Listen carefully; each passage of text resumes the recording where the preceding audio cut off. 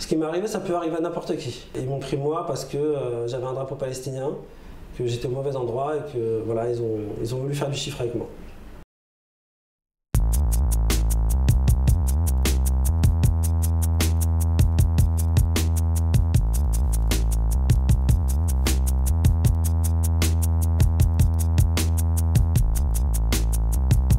Salam alaikum, je m'appelle Kamel, j'ai 33 ans, j'habite à Elancourt, je suis père de 3 enfants.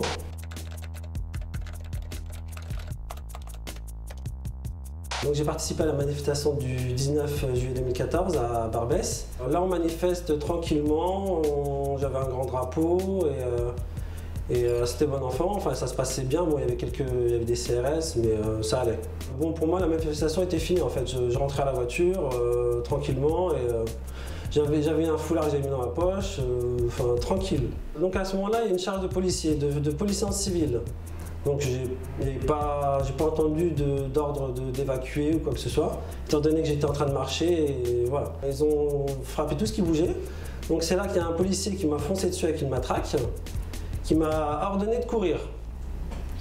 Donc moi n'ayant rien à voir avec ça et ne voulant, enfin pour moi courir c'était signe que j'avais fait quelque chose. J'ai pas couru. À ce moment-là également, sur le trottoir d'en face, j'ai vu un policier tomber et se blesser. Donc il s'est blessé à la figure et là ça allait bien parce qu'il a continué à courir.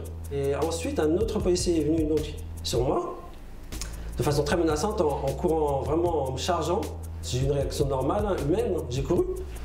J'ai pas couru longtemps.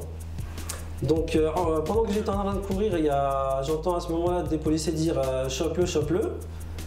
Donc voilà, donc ça s'est terminé en bas de la rue, sur une voiture, ils m'ont plaqué sur une voiture assez violemment et ils m'ont plaqué par terre.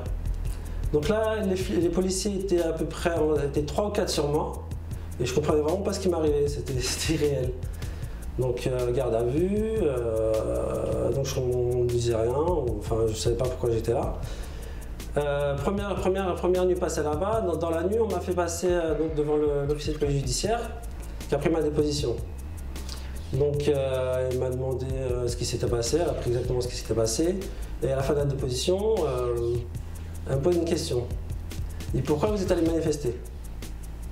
Donc là je suis un peu tombé des nues, je me suis dit mince, elle ne vit pas dans le même monde que nous, je sais pas, c'est bizarre.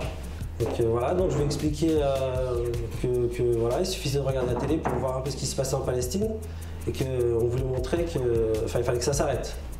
Et qu'on n'était pas d'accord avec le gouvernement français à ce point de vue-là. Donc là, je suis retourné en garde à vue. Le lendemain, un autre officier de police judiciaire a pris le relais pour mon affaire. Alors là, je ne comprenais pas trop ce qui se passait, parce que pour moi, il n'y avait pas d'affaire. Donc il m'a fait monter pour me faire passer une deuxième audition. Déjà, je trouvais ça un peu bizarre. Donc c'est là qu'il m'a appris que le policier qui s'était blessé auparavant, que j'avais vu très bien tomber tout seul, a priori je l'aurais tapé. Alors là, donc je tombais des nues, pour moi c'était pas possible, je l'avais vu tomber, mais après ça m'a pas rencontré la sienne. Donc j'ai fait 48 heures de garde à vue. Le procureur a requis contre moi 4 mois ferme avec mandat de dépôt. Sachant que j'ai jamais eu de problème avec la police et enfin j'ai jamais eu aucun problème avec les policiers, j'ai jamais rien fait. Donc au final le juge m'a donné 4 mois avec sursis. 4 mois avec sursis déjà pour moi c'est énorme mais c'était toujours mieux que de faire de la prison. Quelques jours plus tard, nous avons appris que le procureur avait fait appel des condamnations, de toutes les condamnations.